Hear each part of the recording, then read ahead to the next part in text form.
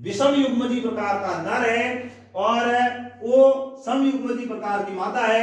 यदि इनकी शादी करवा दी जाए तो इसमें जो संतान उत्पन्न होगी, आधे बच्चे हैं वो बी ग्रुप वाले होंगे, आधे बच्चे हैं वो ओ ग्रुप वाले। अब देखो यहाँ कोई दिक्कत वाली बात भी नहीं है क्योंकि नर बी है और मादा ओ है।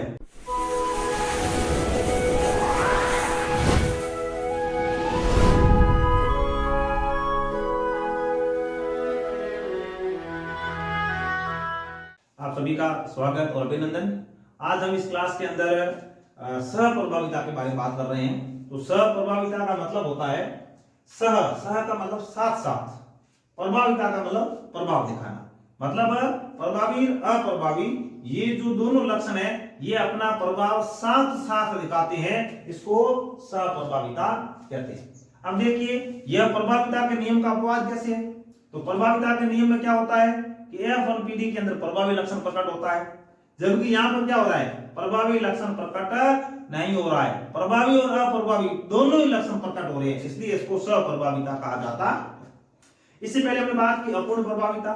तो अपूर्ण प्रभाविता का मतलब क्या है, वो भी प्रभाविता के नियम का अपवाद है। अपूर्ण प्रभाविता मतलब प्रभाविता का नियम पूरी तरह से पालन नहीं होता या प्रभावी लक्षण है वो प्रकट नहीं होता, पूरी तरह से प्रकट नहीं होता। तो उसमें क्या होता था, अपूर्ण प्रभाविता के अंदर न प्रभावी प्रकट हुआ न अप्रभावी प्रकट हुआ, कोई तीसरा लक्षण प्रकट हो गया, मध्यवर्ती कोई नया लक्षण प्रकट हो गया, उसको अपूर्ण प्रभाविता। यहाँ क्या हो रहा है, उसके बिल्कुल विपरीत, उसमें तो न प्रभावी प्रकट हुआ न अप्रभावी प्रकट हुआ, तो अपूर्ण प्रभाविता। यहाँ पर प्रभावी और अप्रभावी दोनों ही प्रकट हो रहे हैं, तो इसको सहप्रभाविता कहते हैं। स का मतलब साथ साथ, प्रभाविता का मतलब प्रकट होना। तो देखिए प्रभावी और अप्रभावी लक्षणों का साथ साथ प्रकट होना या इन लक्षणों की साथ साथ अभिव्यक्ति होना, इसी को सहप्रभाविता या कोडोमिनेंस कहा जाता है। अब इसके दो इंपॉर्टेंट उदाहरण पढ़ेंगे। यहाँ पर पहला उदाहरण लेते हैं, मवेशियों की जो त्वचा है उसके रंग की वंशागति। मवेशी का मतलब पशुओं की जो त्वचा होती है उसके जो रंग का निर्धारण या उसके जो रंग का जो लक्षण है उसकी वंशागति के बारे में बात करते हैं, तो वहां पर है वो सहप्रभाविता पाई जाती है या प्रभाविता के नियम का पालन वहां नहीं होता है, या दोनों जो लक्षण है वो साथ साथ प्रकट होते हैं। देखिए ऐसे हमें मवेशी दिए, एक लाल त्वचा वाला है, दूसरा है वो श्वेत त्वचा वाला है। या हम ये कहें जैसे मान लो एक गाय है, एक गाय चाहे वो नर हो सकती है मादा हो सकती है, तो ये जो गाय है लाल त्वचा वाली गाय है और उसका जब संगम है वो श्वेत त्वचा वाले एक सांड के साथ करवाया जाता है, तो जब इन दोनों का आपस में संगम होगा तो इससे जो संतान उत्पन्न होती है उस संतान के अंदर ये लाल रंग की त्वचा भी है और श्वेत रंग की त्वचा भी है। मतलब ये प्रभावी लक्षण और अप्रभावी लक्षण दोनों इसमें प्रकट होते हैं और जो संतान उत्पन्न होती है वो हमें चित्तकबरी त्वचा वाली प्राप्त होती है। या जो मवेशी प्राप्त हुआ या जो पशु प्राप्त हुआ वो कैसा है, चित्तकबरी त्वचा वाला है। चित्तकबरी का मतलब क्या है, चित्तकबरी का मतलब ये हुआ कि गाय लाल रंग की है या जंतु या पशु लाल रंग का है, उसमें अलग अलग जगह सफेद रंग के धब्बे पाए जाते हैं। तो दोनों बात होगी, लाल रंग भी प्रकट हो गया, सफेद रंग भी प्रकट हो गया। इसी को हम चित्तकबरा कहते हैं, चित्तकबरी त्वचा कहते हैं, इसको रोहन कहा जाता है। त्वचा पर लाल और सफेद दोनों रंग प्रकट हो जाते हैं। और F1PD के अंदर जितने भी मवेशी थे वो सभी ऐसे पाए जाते हैं। इसका मतलब ये हुआ कि F1PD के अंदर प्रभाविता के नियम के अकॉर्डिंग तो प्रभावी लक्षण प्रकट होना था, इन दोनों में से कोई एक लक्षण प्रकट होना था, लेकिन यहाँ पर ये दोनों लक्षण प्रकट हो गए, इस वजह से इसे सहप्रभाविता कहा जाता है। इस तरह से हमें F1PD के अंदर F1 जो PD है उसके अंदर हमें चित्तकबरा मवेशी प्राप्त हुआ।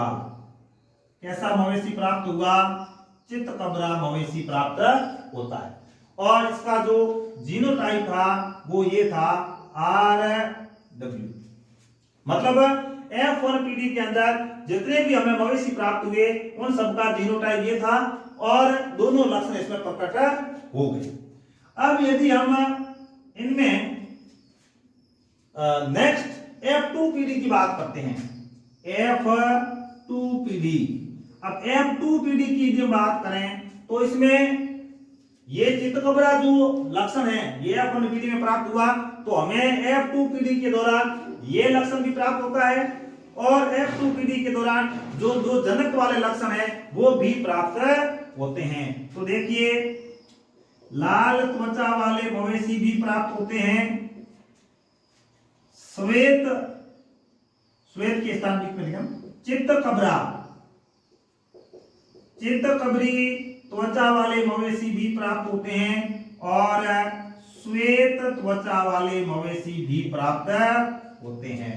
F2PD के अंदर जो F1PD में चित्तकबरे मवेशी प्राप्त हुए हैं वो भी प्राप्त होते हैं और ये जो दोनों जनक वाले लक्षण वाले मवेशी है ये भी प्राप्त होते हैं। तो लाल त्वचा वाला एक मवेशी, चित्तकबरी त्वचा वाले दो और श्वेत त्वचा वाला एक मवेशी प्राप्त होता है।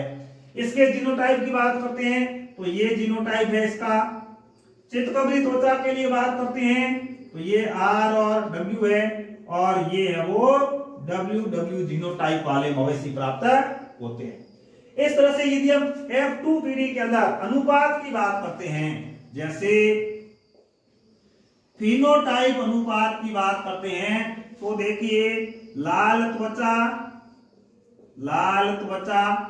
चित्तकबरी त्वचा, ये चित्तकबरी त्वचा और नंबर 3 पे आ जाएगा श्वेत त्वचा। ऐसे हमें जो मवेशी प्राप्त होते हैं उनका अनुपात क्या होगा, तो लाल त्वचा वाला एक मवेशी, चित्तकबरी वाले 2 और श्वेत वाले 1।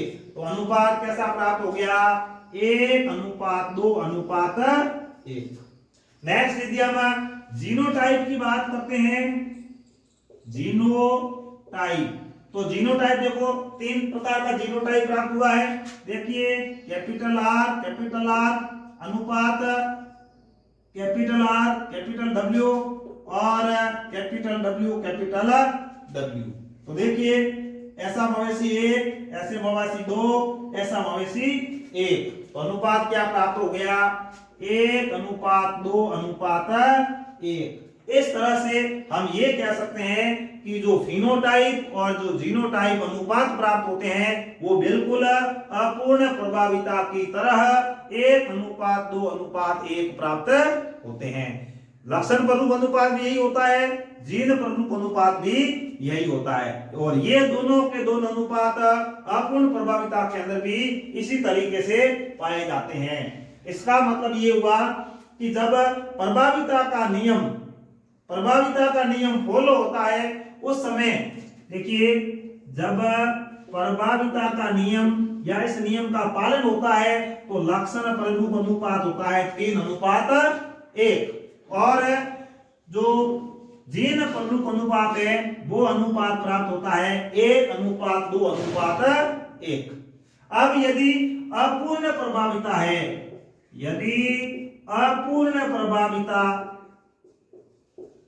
है, ऐसी कंडीशन में लक्षण प्ररूप और जीन प्ररूप दोनों अनुपात प्राप्त होते हैं 1:2:1। और यदि सप्रभाविता की बात करते हैं, सप्रभाविता हम पढ़ रहे हैं, सप्रभाविता की बात करते हैं तो उसमें फिनोटाइप और जीनोटाइप दोनों 1:2:1, 1:2:1 प्राप्त होते हैं। सप्रभाविता का हमने एक उदाहरण पढ़ा, मवेशियों के अंदर त्वचा के रंग का निर्धारण। नेक्स्ट हम बात करते हैं मानव के अंदर जो रुधिर वर्ग की वंशागति है वो भी सहप्रभाविता का उदाहरण है। सहप्रभाविता का मतलब दोनों जो जीन है, दोनों जो लक्षणों के जीन है उनके युग्म विकल्पी है वो एक साथ प्रकट हो रहे हैं। तो देखिए, मानव में रुधिर वर्ग की वंशागति, मनुष्य के अंदर जो रुधिर वर्ग है उसको ABO रुधिर वर्ग कहा जाता है, ABO ब्लड ग्रुप। तो मानव के अंदर जो रुधिर वर्ग है उसको ABO प्रकार का ब्लड ग्रुप कहा जाता है। देखिए, ब्लड ग्रुप का जो निर्धारण है मनुष्य के अंदर एक जीन के द्वारा होता है। कितने जीन के द्वारा, एक जीन के द्वारा होता है और उस जीन का नाम क्या है? आई जीन। उस जीन का नाम है आई जीन। अब जीन तो एक है लेकिन इस जीन के इसमें युग्म विकल्पी 3 पाए जाते हैं, या हम ये कहें कि मनुष्य के अंदर जो रुधिर वर्ग की वंशागति है या रुधिर वर्ग के निर्माण के लिए 3 युग्म विकल्पी भाग लेते हैं। अब हमें ये पहले पढ़ रखा है गुणसूत्र जोड़ों में होते हैं, जीन जोड़ों में होते हैं, लेकिन यहाँ पर जो जीन के युग्म विकल्पी है, ये युग्म विकल्पी जोड़े का मतलब 2, जबकि यहाँ पर है वो 3 है। मतलब 2 से ज्यादा अलील पाए जाते हैं, 2 से ज्यादा युग्म विकल्पी पाए जाते हैं। इसलिए यह जो वंशागति है इसको हम बहुयुग्म विकल्पी वंशागति भी कहते हैं। सामान्यतः जो युग्म विकल्पी होते हैं वो एक जीन के 2 होते हैं या एक लक्षण के 2 होते हैं, जबकि यहाँ पर जो रुधिर वर्ग की वंशागति हो रही है, इस रुधिर वर्ग की वंशागति के अंदर जो एलील है वो 2 से 1 एक्स्ट्रा मतलब संख्या में कितने होते हैं? 3 होते हैं। इसलिए इसे बहु एलील, मल्टी एलील या बहु युग्म विकल्पी वंशागति भी कहा जाता है।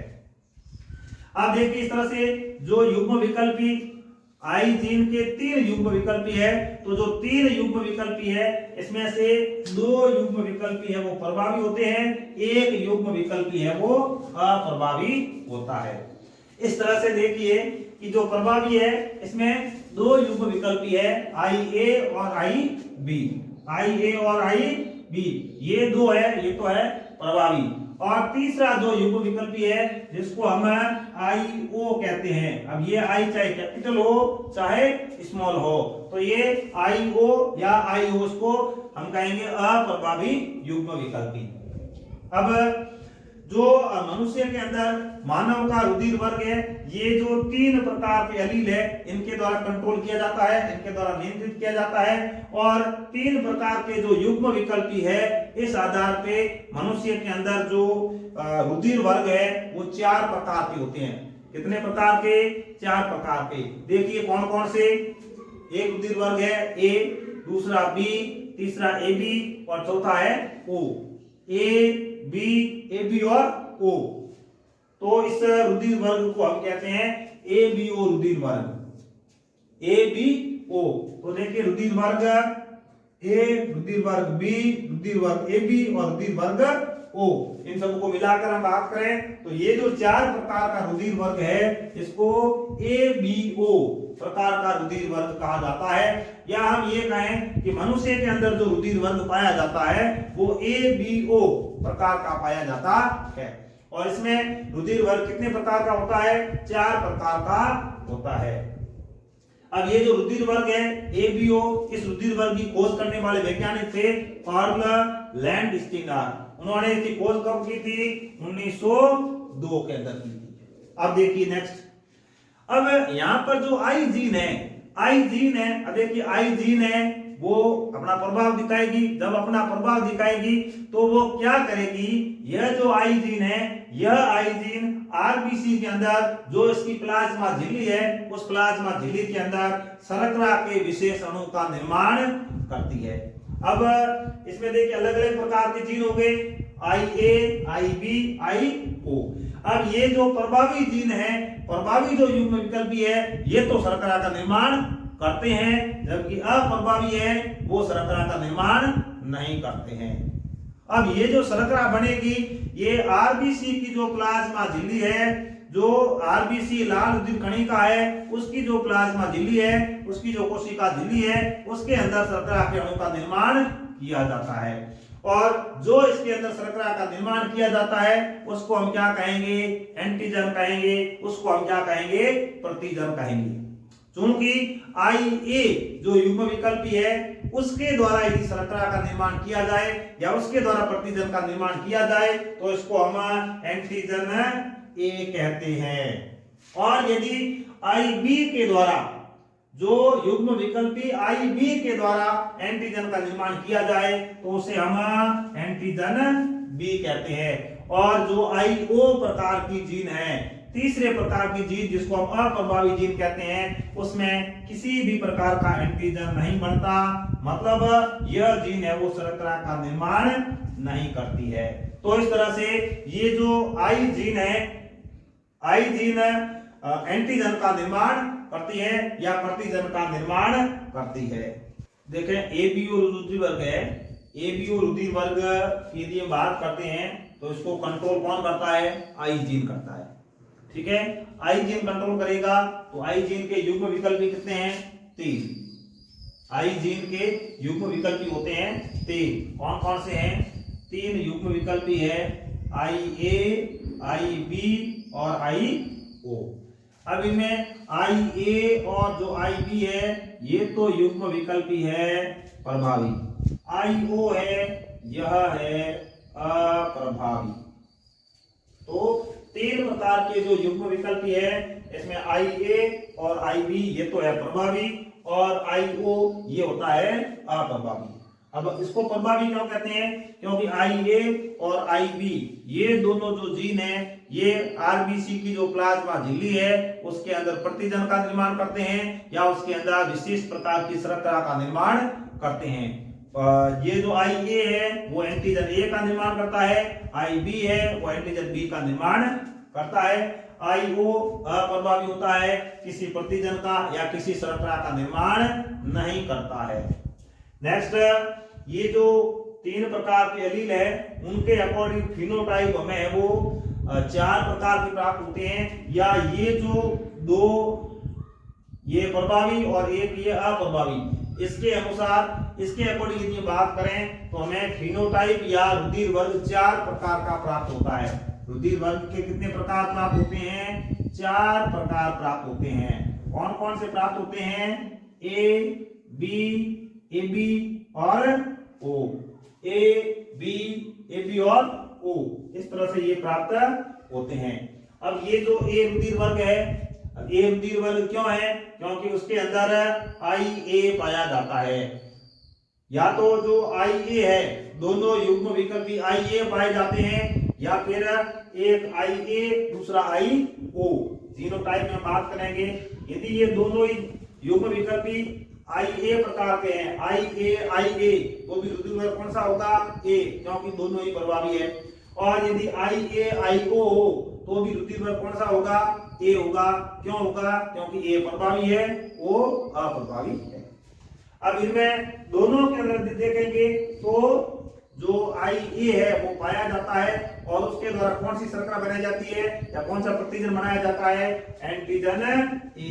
तो इसके द्वारा एंटी A का निर्माण किया जाएगा। और जो रुधिर वर्ग B है उसके अंदर या उसके द्वारा प्रतिजन B का निर्माण किया जाएगा। अब ये जो रुधिर वर्ग AB है तो इसमें एंटीजन A और एंटीजन B दोनों प्रकार के बनाए जाते हैं। अब जो O है, जो रुधिर वर्ग O है, अब उसके अंदर न तो IA है न IB है, दोनों ही जो युग्म विकल्पी है वो IO है और दोनों हैं अप्रभावी।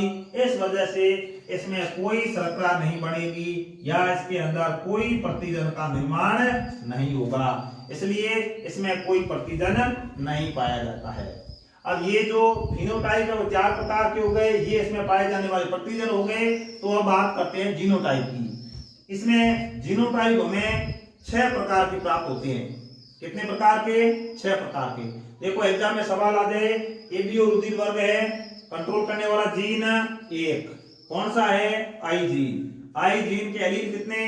3। कौन से हैं? IA, IB और IO। ये जो एलील है इसके अकॉर्डिंग फिनोटाइप कितने प्रकार के हैं? 4। कौन कौन से? A, B, AB और O। ठीक है, इसके अकॉर्डिंग हमने एंटीजन के बारे में बात कर ली और जीनोटाइप जो हमें 6 प्रकार के प्राप्त होते हैं। अब इसमें जो रुधिर वर्ग A है उसके जीनोटाइप 2 है, जो रुधिर वर्ग B है उसके जीनोटाइप 2 है और बाकी जो बच गए AB और O, ये जो 2 रुधिर वर्ग है इनके जो जीनोटाइप है वो एक प्रकार के होते हैं। इस तरह से 2 रुधिर वर्ग ये, तो 2 ये एक ये और एक ये, तो 2 2 4 5 और एक 6। इस तरह से जीनोटाइप कितने प्राप्त होते हैं? 6। ये छोटे छोटे सवाल है, आपको याद रखने की जरूरत है। First grade, second grade, NEET, कहीं पर भी किसी भी एग्जाम के अंदर ये सवाल छोटे छोटे पूछे जा सकते हैं। अब यहाँ जैसे पूछा गया, पहली बात, मनुष्य के अंदर रुधिर वर्ग कौन सा? तो एबीओ। खोज किसने की? कार्ल लैंडस्टीनर ने। कब की? 1902 के अंदर। नियंत्रण करता जीन कौन सा है? आई। अब आई के कितने एलील है? 3। कौन कौन से? आई ए, आई बी और आई ओ। इनके अकॉर्डिंग फिनोटाइप कितने प्रकार के? 4 प्रकार के। कौन कौन से? ए बी, ए बी और ओ। अब ये जो एलील है, इसके द्वारा कितने प्रकार के प्रतिजन का निर्माण किया जाता है? 2 प्रकार के। कौन कौन से? एंटीजन ए और एंटीजन बी, 2 प्रकार के प्रतिजन। अब ये जो विभिन्न प्रकार के प्रतिजन है, इन प्रतिजन के खिलाफ प्रतिरक्षी का निर्माण होता है। जब इनके खिलाफ प्रतिरक्षी का निर्माण होता है तो वो भी कितने प्रकार के होते हैं? 2। प्रतिजन ए के खिलाफ प्रतिरक्षी बी बनेगा, प्रतिजन बी के खिलाफ प्रतिरक्षी ए बनेगा। इस तरह से 2 प्रकार के प्रतिरक्षी का निर्माण होता है, या 2 प्रकार के एंटीबॉडी का निर्माण भी होता है। इसको हम ज्यादा डिटेल से और रुधिर वाले पार्ट के अंदर पढ़ेंगे। तो इस तरह से कितने सवाल बन गए, न जाने इस बोर्ड के ऊपर भी कम से कम छोटे छोटे 50 सवाल बन सकते हैं। और हमारे जो भी एग्जाम की पैटर्न है, जैसे फर्स्ट ग्रेड हो, सेकंड ग्रेड हो, थर्ड ग्रेड हो, नीट हो, मतलब सभी एग्जाम्स के अंदर ऑब्जेक्टिव टाइप के क्वेश्चन पूछे जाते हैं। और ऑब्जेक्टिव टाइप के प्रश्न इस बोर्ड के ऊपर है, मैंने आपको कई गिना दिए, और भी हम कर सकते हैं। नेक्स्ट क्वेश्चन की बात करें तो रुधिर वर्ग जो ए है उसके लिए कितने जीनोटाइप? 2। रुधिर वर्ग बी के लिए कितने जीनोटाइप? 2। रुधिर वर्ग ए बी के लिए कितने जीनोटाइप? 1। रुधिर वर्ग ओ के लिए कितने जीनोटाइप? 1। मतलब कई सवाल बनते हैं, कई प्रकार के बन जाते हैं। अब यहां पर देखिए, ये जो आई ए है, ये दोनों एलील समान है, तो इसको हम क्या कहेंगे? समयुग्मजी। ये आई ए आई ओ, ये क्या है? ये समयुग्मजी। तो पूछा जाए रुधिर वर्ग ए के लिए जो समयुग्मजी स्थिति है, समयुग्मजी है, तो ये जीन आ जाएगा, ये जीनोटाइप आ जाएगा। विषम युग्मजी है तो ये आ जाएगा। पूछा जाए रुधिर वर्ग बी के लिए समयुग्मजी जीनोटाइप कितने हैं? तो 1। विषम युग्मी कितने हैं? 1। दोनों ही समयुग्मजी विषम दोनों मिलाकर कितने हैं? तो 2। रुधिर वर्ग ए बी के लिए समयुग्मजी कितने हैं? नहीं है। विषम युग्मजी कितने हैं? 1। रुधिर वर्ग ओ के लिए समयुग्मजी कितने हैं? 1। विषम युग्मजी नहीं है। ठीक है, या फिर उन्होंने रुधिर वर्ग के नाम बताइए जिनमें विषम युग्मजी जीन पाया जाता है। तो विषम युग्मजी ए में पाया जाता है, बी में पाया जाता है और ए बी में पाया जाता है। उसका नाम बताइए जिसमें विषम युग्मजी नहीं होता है। तो कौन सा है? जी है, ओ है। या ऐसा पूछा जाए, ऐसा रुधिर वर्ग कौन सा है जिसमें समयुग्मजी विषम युग्मजी दोनों पाए जाते हैं? तो कौन से हैं? ए और बी। ऐसे कितने रुधिर वर्ग है जिसमें समयुग्मजी विषम युग्मजी दोनों प्रकार के जीनोटाइप पाए जाते हैं? तो कितने रुधिर वर्ग है? 2। ऐसे कितने रुधिर वर्ग है जिसमें केवल विषम युग्मजी जीनोटाइप भी पाया जाता है? तो कितने हैं? 1। ऐसे कितने रुधिर वर्ग है जिसमें एक समयुग्मजी जीनोटाइप पाया जाता है? तो कितने हैं? 1 समयुग्मजी। तो 1 समयुग्मजी इसमें भी है, इसमें भी है और इसमें भी है। या ऐसे कितने रुधिर वर्ग है जिसमें केवल समयुग्मजी जीनोटाइप भी पाया जाता है? तो उत्तर ही आ जाएगा। मतलब जो अपने एग्जाम का पैटर्न है, उस एग्जाम के पैटर्न के अकॉर्डिंग कई सारे क्वेश्चन इस बोर्ड के ऊपर है। अब इसमें जो रुधिर वर्ग ए बी है, रुधिर वर्ग ए बी, अब ए बी जो रुधिर वर्ग है इसके अंदर प्रतिजन दोनों ही पाए जाते हैं, इसलिए इसको है वो किसी भी व्यक्ति का रुधिर ये ग्रहण कर सकता है, इसलिए इसको हम सर्वग्राही कहते हैं। और ये जो है इसमें रुधिर वर्गों के अंदर कोई प्रतिजन नहीं है, तो ये किसी को भी दिया जा सकता है।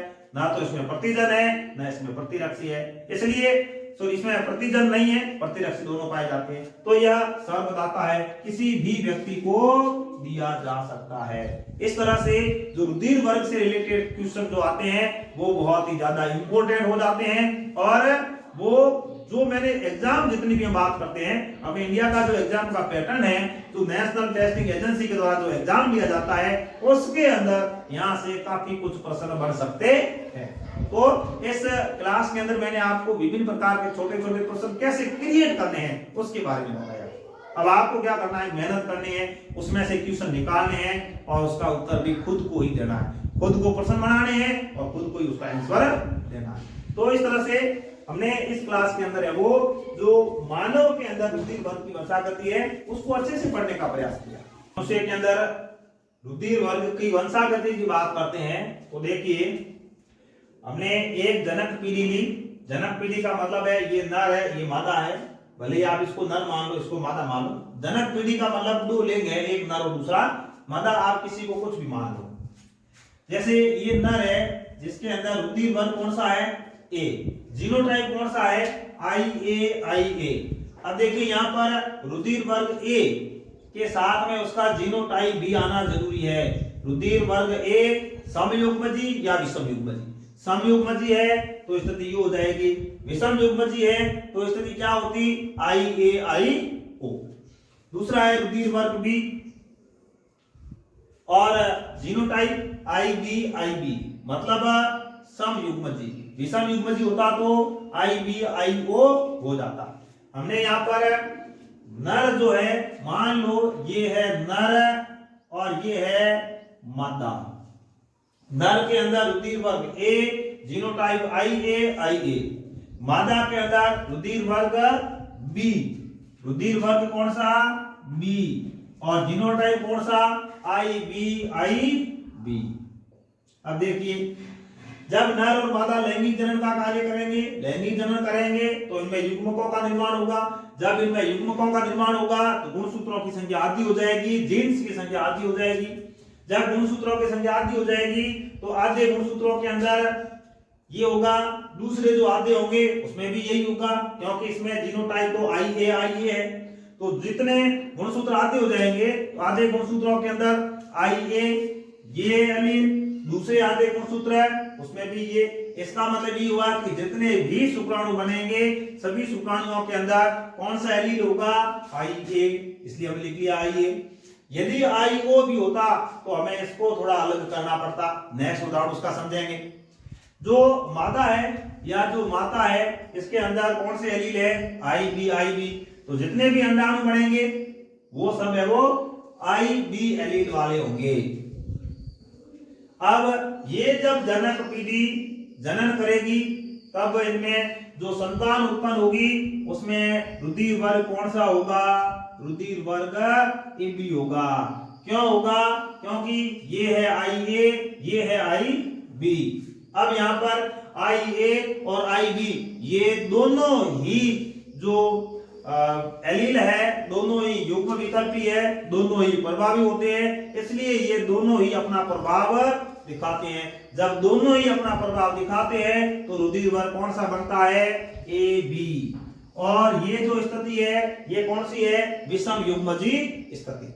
अब देखिए, F1 पीढ़ी के अंदर दोनों युग्म विकल्पियों ने अपना प्रभाव दिखाया। दोनों युग्म विकल्पी अपना प्रभाव दिखाते हैं। कौन से युग्म विकल्पी, IA और IB। जब दोनों प्रभाव दिखाते हैं तो ये दोनों मिलकर AB रुधिर वर्ग का निर्माण करते हैं। इसी को हम कहते हैं सहप्रभाविता। दोनों जो लक्षण है वो साथ साथ प्रकट होना, मतलब रुधिर वर्ग ए और रुधिर वर्ग बी दोनों यहाँ पर मिक्स हो गए, दोनों का लक्षण प्रकट हुआ।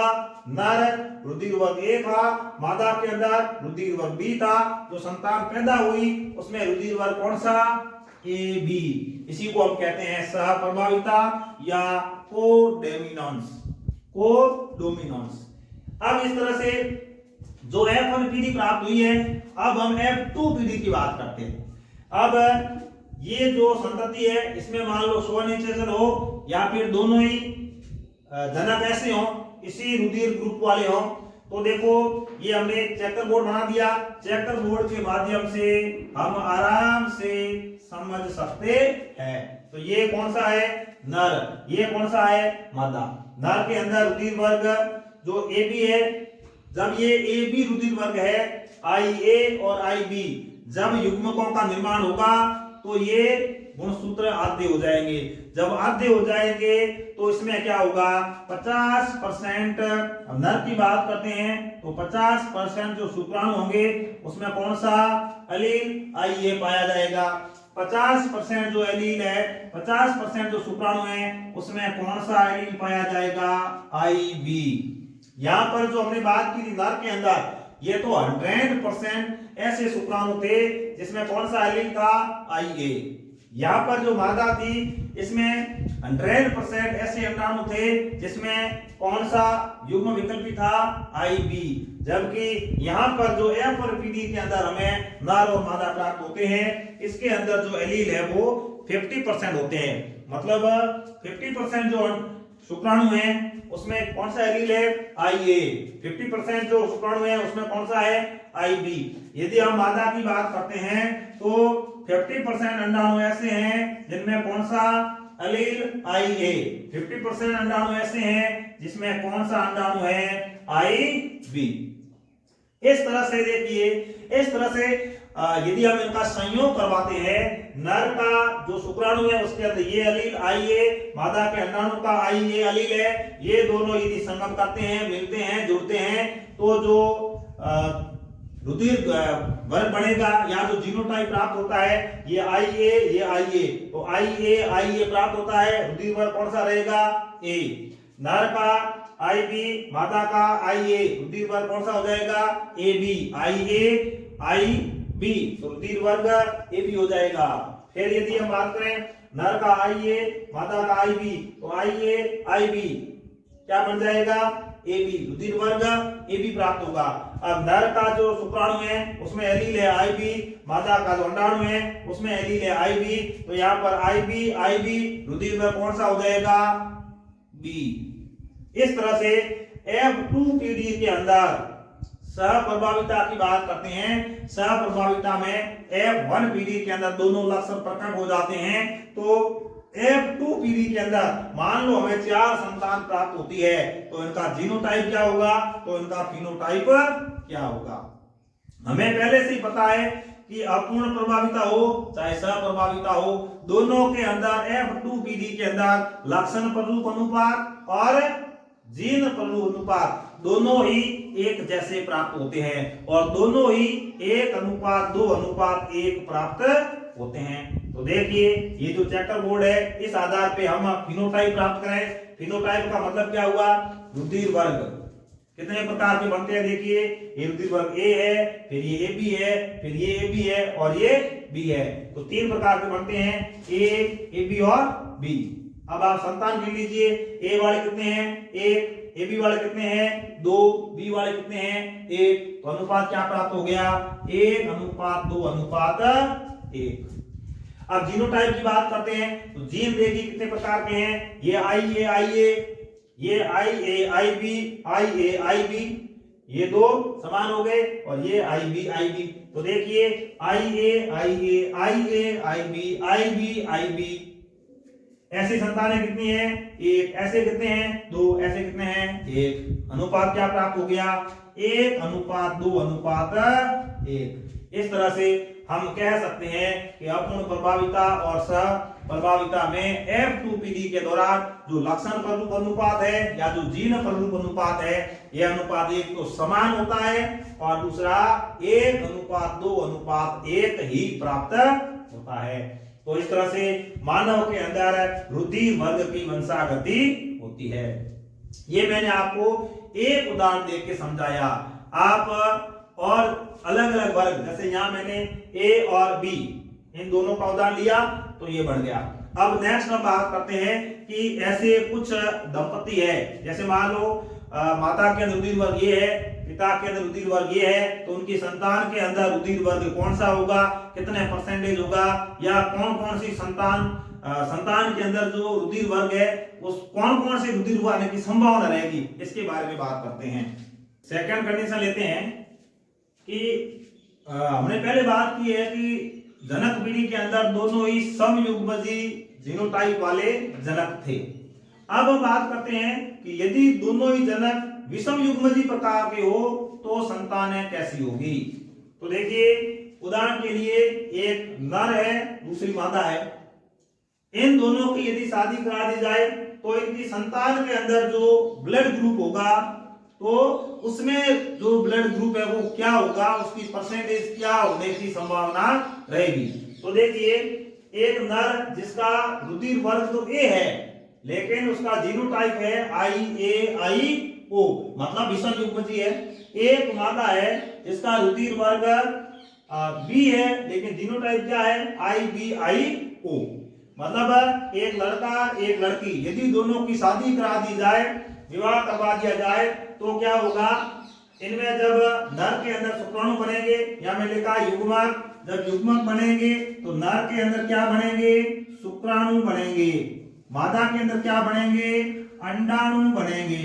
तो जब इनमें अंडाणुओं और शुक्राणुओं का निर्माण होगा तो देखिए क्या होगा, जब नर के अंदर शुक्राणु बनेंगे तो आधे शुक्राणुओं के अंदर एलील IA होगा, आधे शुक्राणुओं के अंदर IO होगा। यदि लड़की है तो उसके अंदर जब अंडाणु बनेंगे तो उसके अंदर आधे अंडाणुओं के अंदर एलील IB होगा, आधे अंडाणुओं के अंदर एलील IO होगा। यहां तक कोई दिक्कत नहीं होनी चाहिए। अब नर और मादा जब मैथुन क्रिया करेंगे, जब आपस में संगम करेंगे, तब यदि नर के शुक्राणु का ये एलील, मादा के अंडाणु का ये एलील, ये यदि आपस में मिल जाते हैं तो जो जीनोटाइप प्राप्त होगा वो कौन सा होगा, ये IA है और ये IB है, तो क्या हो जाएगा IA-IB। रुधिर वर्ग कौन सा, AB। जो संतान उत्पन्न होगी उसमें रुधिर वर्ग कौन सा होगा, AB होगा।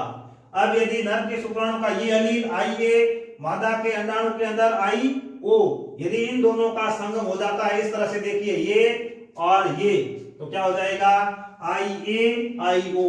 IA कहां से आया, पिता से आया, IO कहां से आया, मादा से आया, तो संतान कौन सी बनेगी, या संतान का ब्लड ग्रुप क्या होगा, A।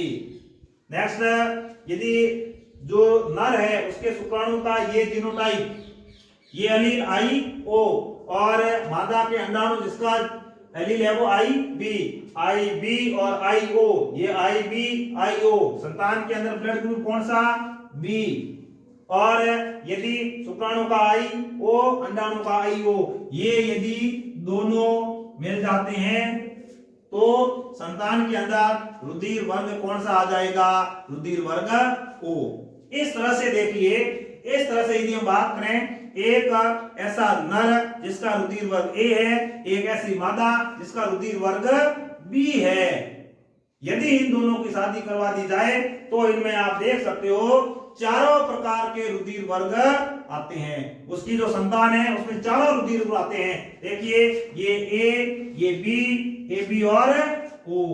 यहाँ पर किसी भी प्रकार की कंफ्यूजन दिमाग के अंदर नहीं रहनी चाहिए कि मान लो मेरा रुधिर वर्ग A है, मेरी वाइफ का B है, तो ये O कहां से आया, O कहां से आया, AB तो चलो ठीक है, दोनों के संयोग से आ गया, लेकिन O कहां से आ गया। तो ऐसा किसी भी प्रकार का भ्रम दिमाग के अंदर नहीं रहना चाहिए। यदि ये कंडीशन होती है तो उसकी जो संतानें होती है उनमें चार में से कोई भी रुधिर वर्ग आ सकता है। तो इस तरह से हमें इन सब चीजों की जानकारी होनी चाहिए।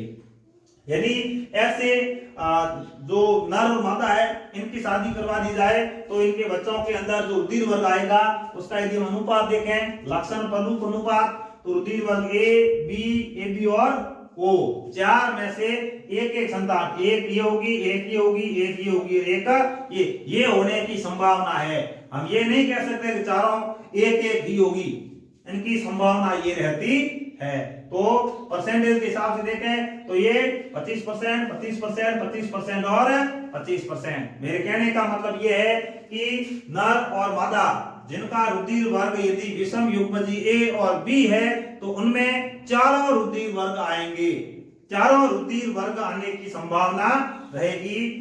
तो यदि हम इनका जीन प्ररूप देखें तो ये जीन प्ररूप IA, IO, IB, IO, IA, IB, IO, IO, चार प्रकार के जीनोटाइप प्राप्त होते हैं। तो इसमें ऐसे जीनोटाइप वाला एक, ऐसे एक, ऐसे एक, ऐसे एक, इस तरह से 1 अनुपात 1 अनुपात 1 अनुपात 1 ये संभावना बढ़ती है यदि इन दोनों की शादी करवा दी जाए तो। हमें एक कंडीशन और लेते हैं। देखिए जैसे मान लो हमने एक का नर और ये दूसरी मादा ली। अब इनमें जो रुधिर वर्ग है, मान लो नर के अंदर रुधिर वर्ग है बी, मादा का रुधिर वर्ग है ओ। अब ओ है तो आपको पता है कि रुधिर वर्ग ओ जिसमें पाया जाता है उसमें तो जो क्या कहते हैं जीन युग्म है वो तो एक ही प्रकार का होता है, समयुग्मी प्रकार का होता है। तो इसमें जीनोटाइप क्या होगा, आई ओ। लेकिन यदि ऐसा प्रश्न कभी एग्जाम के अंदर आता है तो ओ में तो आपको देने की जरूरत नहीं है, ए भी हो तो भी देने की जरूरत नहीं है। लेकिन यदि बी दिया जाए और ए दिया जाए तो आपको उस प्रश्न के अंदर या तो समयुग्मजी या विषमयुग्मजी कहा जाएगा या फिर आपको जीनोटाइप दिया जाएगा। यदि ये कंडीशन उसमें नहीं है तो वो प्रश्न ही गलत है। ठीक है। और यदि कुछ नहीं दे रखा है तो फिर संभावना प्रकट की जा सकती है। संभावना में हम दोनों चीजों को मानकर चलेंगे। तो देखो ये नर है जिसमें रुधिर वर्ग बी है, मान लिया यह जो नर है यह विषम युग्मजी है। विषम युग्मजी का मतलब जीनोटाइप कौन सा है, आई बी आई ओ। अब देखिए यदि ये नर है, ये नर और ये मादा, इन दोनों का यदि विवाह करवा दिया जाए तो इनकी जो संतानें हैं उनमें कौन से रुधिर वर्ग होने की संभावना रहेगी। तो देखिए जब इन दोनों की शादी होगी तो इससे जो युग्मक बनेंगे वो दो प्रकार के बनेंगे। इसमें जो युग्मक बनेंगे वो तो एक ही प्रकार के बनेंगे, क्योंकि आधे में ये जाएंगे आधे में ये जाएंगे तो युग्म विकल्प तो वही है, लेकिन हम इनको अलग अलग करके समझ लेते हैं। तो आधों के अंदर नर है तो आधे शुक्राणुओं के अंदर एलील आई बी आ जाएगा, आधे जो शुक्राणु हैं उसमें क्या होगा, आई ओ। फिर मादा की बात करते हैं तो मादा के अंदर सभी अंडाणु जिसके अंदर एलील आई ओ आता है। अब देखिए इसमें कि ये जो जनन के दौरान अब नर मादा है जिनकी शादी हो चुकी है, वे जनन क्रिया करेंगे, मैथुन क्रिया करेंगे, संगम करेंगे। तो जो नर का शुक्राणु है मादा के इस अंडाणु से संगम करता है तो रुधिर वर्ग आई बी आई ओ। फिर यदि ये शुक्राणु मादा के इस अंडाणु से संगम करता है, जुड़ता है, तो क्या होगा, आई बी आई ओ। अब नर का जो शुक्राणु है आई ओ, मादा का अंडाणु भी आई ओ, तो ये आई ओ। फिर ये और ये क्या बन जाएगा, आई ओ। अब देखिए, अब इसमें आप देख सकते हो कि ये आई बी आई ओ रुधिर वर्ग कौन सा, बी। ये आई बी आई ओ रुधिर वर्ग कौन सा, बी। ये आई ओ रुधिर वर्ग कौन सा, ओ। ये आई ओ रुधिर वर्ग कौन सा, ओ। आई ओ को आई जीरो भी कहा जा सकता है, आई शून्य भी कहते हैं। तो आप इसमें ये देख सकते हो कि नर जिसके अंदर रुधिर वर्ग कौन सा है, बी। मादा जिसके अंदर रुधिर वर्ग कौन सा है, ओ। अब जो संतान उत्पन्न हुई है उनमें देखिए दो संतान ऐसी है जिनमें बी रुधिर वर्ग है, दो संतान ऐसी है जिसमें रुधिर वर्ग ओ है। यदि हम फिनोटाइप की बात करते हैं, लक्षण प्रारूप की बात करते हैं, तो रुधिर वर्ग कौन से प्राप्त हुए, बी और ओ। अब बी वाले कितने हैं, दो। ओ वाले कितने हैं, दो। अनुपात की बात करते हैं तो 1:1। परसेंटेज की बात करते हैं तो 50% और 50%। इसी तरह से यदि हम जीनोटाइप की बात करें, जीनोटाइप की बात करें तो देखिए जीनोटाइप आई बी आई ओ। दूसरा जीनोटाइप है आई ओ। आई बी आई ओ संतान कितनी है, दो। तो 2:2, सरल अनुपात 1:1, परसेंटेज 50% और 50%। इस तरह से यदि बी विषम युग्मजी प्रकार का नर है और ओ समयुग्मजी प्रकार की मादा है, यदि इनकी शादी करवा दी जाए तो इसमें जो संतान उत्पन्न होगी, आधे बच्चे है वो बी ग्रुप वाले होंगे, आधे बच्चे है वो ओ ग्रुप वाले। अब देखो यहाँ कोई दिक्कत वाली बात नहीं है, क्योंकि नर बी है और मादा ओ है, तो ठीक है। नेक्स्ट हम बात करते हैं दूसरा, एक और कंडीशन ले लेते हैं।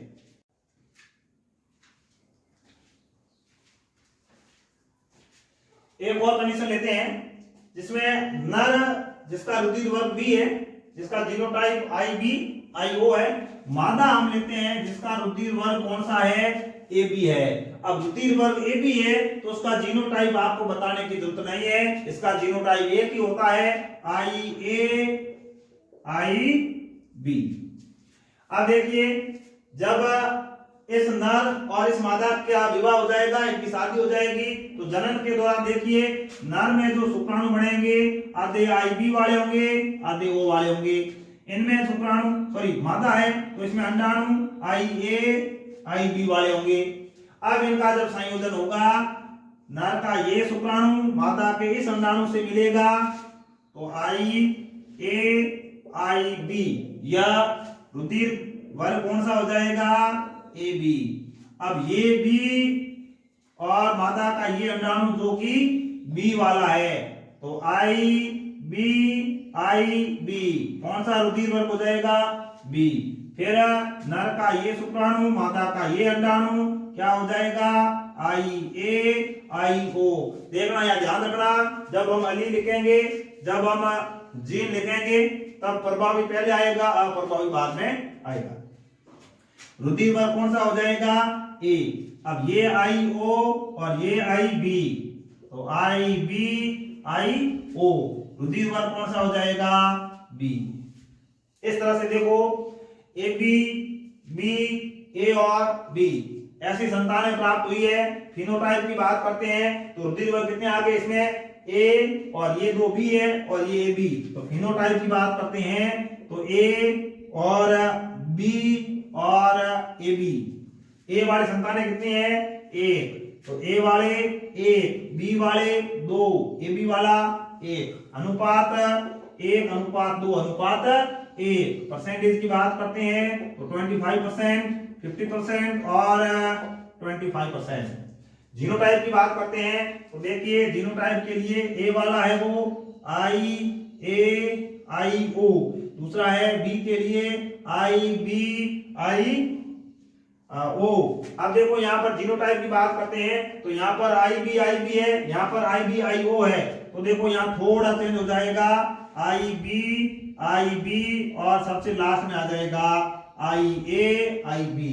अब देखिए आई ए आई ओ कितने हैं, एक, ये एक है, ये भी एक है, ये भी एक है और ये भी एक है, अनुपात 1:1:1:1।